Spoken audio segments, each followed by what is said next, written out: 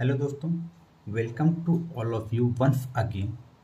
जैसा कि हम लोग इस समय क्लास 10th के होने वाले इंग्लिश एग्ज़ाम के पॉइंट ऑफ व्यू से वीडियोज पर डिस्कस कर रहे हैं। अभी तक हमने जो इंग्लिश ट्रांसलेशन का पैसेज आता है, जहाँ पर हम लोग हिंदी के पैसेज को इंग्लिश में ट्रांसलेट करते हैं, उससे रिलेटेड 4 पैसेज को ट्रांसलेट कर लिया है, जो कि इस बार के एग्ज़ाम के पॉइंट ऑफ व्यू से बहुत ही ज़्यादा इम्पॉर्टेंट है। आज फिर से मैं आपके लिए 2 पैसेज लाया हूँ जो ऑलरेडी बोर्ड एग्जामिनेशन में पूछे जा चुके हैं। तो चलिए वीडियो को स्टार्ट करते हैं। लेकिन वीडियो को स्टार्ट करने से पहले यदि अभी तक आपने चैनल को सब्सक्राइब नहीं किया है तो प्लीज़ आपसे रिक्वेस्ट है, चैनल को सब्सक्राइब जरूर कर लें। बहुत ही मेहनत से वीडियो बनाता हूँ, उसके बाद मैं आपके लिए वीडियो लेकर आता हूँ, तो एक सब्सक्राइब जरूर कर लें और वीडियो को लाइक जरूर करें और अधिक से अधिक स्टूडेंट्स को जो इस बार के बोर्ड एग्जामिनेशन में अपीयर होने वाले हैं उनको वीडियो जरूर सेंड कर दें, सो दैट वो भी इस वीडियो को देखकर अपने एग्ज़ाम की प्रिपरेशन कर सकें। तो चलिए इसी साथ आज के इस वीडियो को स्टार्ट करते हैं। तो इस वीडियो में जो पहला पैसेज है उसमें क्या कहा जा रहा है, एक ईमानदार व्यक्ति सदैव न्याय और सच्चाई के पथ का अनुसरण करता है, वह कभी किसी को धोखा नहीं देता है। ईमानदारी सच्चे सुख और शांति का स्रोत है, उसके लिए ईमानदारी ही सबसे उत्तम नीति है। तो ये रहा पैसेज जिसे ऑलरेडी 2014, 2019 और 2020 के एग्जाम में पूछा गया है। तो let's begin to translate into English. तो फर्स्टली वो क्या करना है, इस पैसेज को देखकर घबराने की जरूरत नहीं है। हम लोग क्या करते हैं, इस पैसेज को छोटे छोटे पार्ट में तोड़ लेते हैं और छोटे पार्ट क्या होंगे, सेंटेंस ग्रुप में।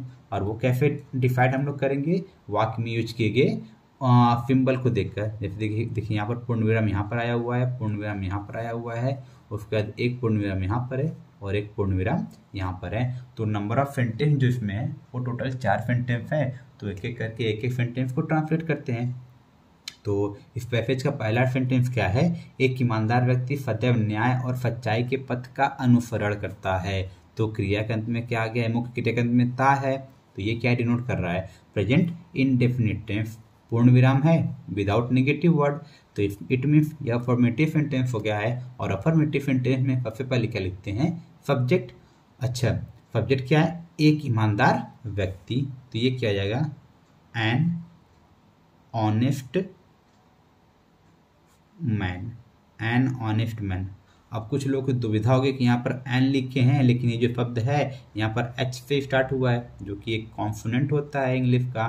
तो मैंने पीछे की वीडियो में भी डिस्कस किया था कि हमको पहले लेटर से मतलब नहीं होता है, उस शब्द का प्रोनाउंसिएशन क्या होता है। प्रोनाउंसिएशन पे जो पहला उच्चारण शब्द आता है, पर अक्षर आता है, वो मैटर करता है। मैंने इसको जो प्रोनाउंसिएट किया है वो है ऑनेस्ट, ओ आ रहा है आप, जो कि क्या है, हिंदी का स्वर है। दैट इज वाई हमने यहाँ पर क्या यूज किया है, एन का, क्योंकि एन का प्रयोग वॉवेल के साथ स्वर के साथ करते हैं। तो ये हो गया एन ऑनेस्ट मैन, एक ईमानदार आदमी क्या करता है, अनुसरण करता है। देखिए सिंगुलर है और प्रेजेंट इंडेफिनिट टेंस के अफर्मेटिव सेंटेंस में सिंगुलर सब्जेक्ट के पास वर्ब की फर्स्ट फॉर्म में एफ या ई एस का प्रयोग करते हैं। अनुसरण करने की इंग्लिश होती है फॉलो, और इसमें क्या जोड़ देंगे, एफ, फॉलोज हो जाएगा। An honest man follows. अच्छा, क्या अनुसरण करता है, सदैव, ऑलवेज। देखिए जब सदैव जुड़ गया है तो सदैव का ऑलवेज इंग्लिश होता है, और ऑलवेज हो गया, ऑफन हो गया, ऐसे शब्दों को हमेशा मेन वर्ब के पहले लिखा जाता है। तो मैंने यहाँ पर तो मेन वर्ब पहले दे दिया है, इसके पहले मुझको सदैव की इंग्लिश लिखनी चाहिए थी। तो फॉलोज के पहले यहाँ पर क्या आना चाहिए, ऑलवेज। ये क्या हो जाएगा, always. An honest man always follows, क्या फॉलो करता है, न्याय और सच्चाई का पथ। फॉलोज द पाथ, किस चीज का, न्याय और सच्चाई का, पाथ ऑफ जस्टिस एंड, सच्चाई मतलब ट्रूथफुलनेस, ट्रूथफुलनेस।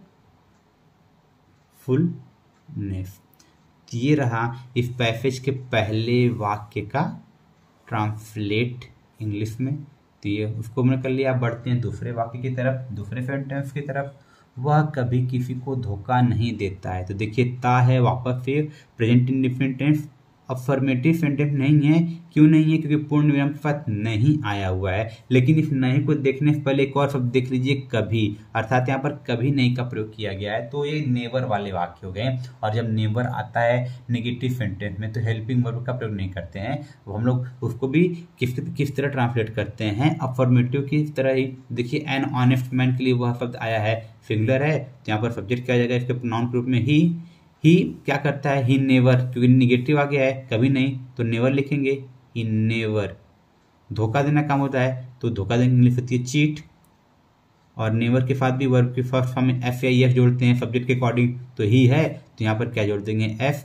ही नेवर चीट्स, जब ये सब्जेक्ट होता है ही सी इट या सिंगुलर तो वर्ब के फर्स्ट फॉर्म में क्या लगाते हैं, एफ या ई एस, किस टेंस में, प्रेजेंट इंडेफिनिट टेंस के अफर्मेटिव सेंटेंस में। तो ये प्रेजेंट इंडेफिनिट टेंस का अफर्मेटिव सेंटेंस था, सब्जेक्ट था इट, सॉरी ही, और ये सिंगुलर था, दैट इज वाई हमने वर्ब के फर्स्ट फॉर्म में क्या लगा दिया है, एफ लगा दिया है।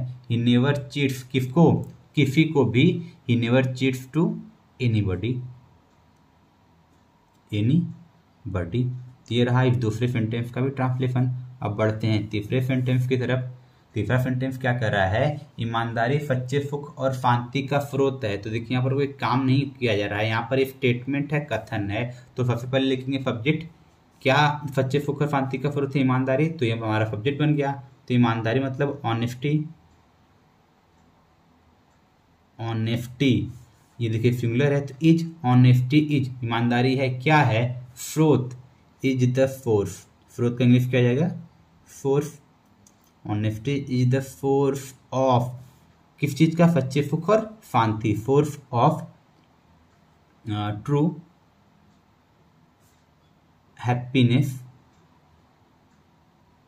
Happiness and peace. ये रहा इस चौथे सेंटेंस का भी ट्रांसलेशन। चौथे सेंटेंस का ट्रांसलेशन क्या हो गया, honesty is the source of true happiness and peace. अब बढ़ते हैं इस पैसेज के आखिरी सेंटेंस की तरफ। आखिरी सेंटेंस क्या है, उसके लिए तो पहले इसकी इंग्लिश लिख देते हैं। उसके लिए मतलब देखिए कैपिटल रहेगा, फॉर हिम, कॉमा लगा हुआ है तो यहाँ भी लगा देते हैं कॉमा, फॉर हिम, ईमानदारी ही सबसे उत्तम नीति है। तो ये तो एक प्रोवर्ब है जो सबको याद है, honesty is the best policy, for him honesty is the best policy. तो ये रहा इस गिवन पैसेज का ट्रांसलेशन, जिसे कब को पूछा गया है, 2014, 2019 और 2020 के एग्जामिनेशंस में। तो बढ़ते हैं आज के दूसरे पैसेज की तरफ। दूसरा पैसेज हमारे पास क्या है, दूसरे पैसेज में दिया गया है जो कब को पूछा गया है, 2017 और 2019। देखिए ऑड ईयर को डिनोट कर रहा है, तो कहने को तो लास्ट टाइम 2019 में पूछा गया था, 2021 में एग्जाम हुए नहीं है और 2023 में इसके पूछे जाने की संभावना भी है। तो मेरे पॉइंट ऑफ व्यू से इस बार के एग्जाम के लिए ये सबसे ज़्यादा इंपॉर्टेंट हो जाएगा, most important passage for this year examination. तो चलिए इस पैसेज को ट्रांसलेट करते हैं। तो यहाँ पर देख लेते हैं कितने सेंटेंस टोटल हैं। तो देखिए पहला पूर्ण विराम यहाँ पर मिल गया, उसके बाद अगला वाला यहाँ पर है, उसके बाद यहाँ पर और ये यहाँ पर। तो टोटल कितने सेंटेंस हो गए हैं इस पैसेज में, 4 सेंटेंस हैं। तो पहले सेंटेंस को ट्रांसलेट करते हैं। लाल बहादुर शास्त्री भारत के महान पुरुषों में से एक थे। तो देखिए यहाँ पर स्टेटमेंट बताया गया है लाल बहादुर शास्त्री के बारे में, तो ये क्या हो जाएगा, लाल बहादुर शास्त्री। अब थे तो थे के लिए वाज है वर्ब, और ये लाल बहादुर शास्त्री सिंगुलर हैं तो हेल्पिंग वर्ब क्या, सॉरी मेन वर्ब क्या हो जाएगा, वाज। लाल बहादुर शास्त्री वाज। अब महान पुरुषों में से एक, जब किसी में से एक की बात करता है तो वहां पर करते हैं वन ऑफ का प्रयोग, वन ऑफ द, किसमें से एक, भारत के महान पुरुषों में से, वन ऑफ द ग्रेट, पुरुषों प्लूरल है तो इसकी इंग्लिश मैन होता है सिंगुलर, इसका प्लूरल क्या होता है, main. Lal Bahadur Shastri was one of the great main, कहाँ के महान पुरुषों में से एक थे, भारत के, मेन ऑफ इंडिया। तो ये रहा इस पहले सेंटेंस का translation, Lal Bahadur Shastri was one of the great main of India. तो अब बढ़ते हैं इस पैसेज के दूसरे सेंटेंस की तरफ। दूसरा सेंटेंस क्या है? वे सही अर्थों में देश के एक सच्चे देशभक्त थे। तो वापस से यहाँ पर सिंपल पास्ट दिया हुआ है, कोई काम नहीं कहा जा रहा है, सिर्फ एक कथन कहा गया है। तो वे किसके लिए आया है? लाल बहादुर शास्त्री के लिए। तो दैट इज वाई यहाँ पर दे का प्रयोग नहीं करेंगे, क्योंकि दे प्लूरल को डिनोट करता है और लाल बहादुर शास्त्री सिंगुलर हैं, तो उनके लिए प्रोनाउन क्या हो जाएगा? ही। मतलब ही वाज क्या थे? वे सही अर्थों में देश के एक सच्चे देशभक्त थे। He was a true patriot. He was a true patriot. वो सच्चे देशभक्त थे सही अर्थों में। तो इसकी इंग्लिश बची हुई है, तो इसकी इंग्लिश क्या आ जाएगी? In true sense. तो तीसरे सेंटेंस का ट्रांसलेशन क्या हो गया? पहले दूसरे सेंटेंस का ट्रांसलेशन क्या हो गया है? He was a true patriot in true sense. तो अब बढ़ते हैं इस पैसेज के तीसरे सेंटेंस की तरफ। तीसरा सेंटेंस क्या है? वे सादा जीवन उच्च विचार में विश्वास रखते थे। तो देखिए थे दिखा रहा है, कौन सा टेंस? Past indefinite tense. तो पास्ट इंडेफिनिट टेंस था है, तो इसको ट्रांसलेट करेंगे ही बिलीव्ड। ही बिलीव्ड किस में विश्वास करते थे? सादा जीवन उच्च विचार। ही बिलीव्ड इन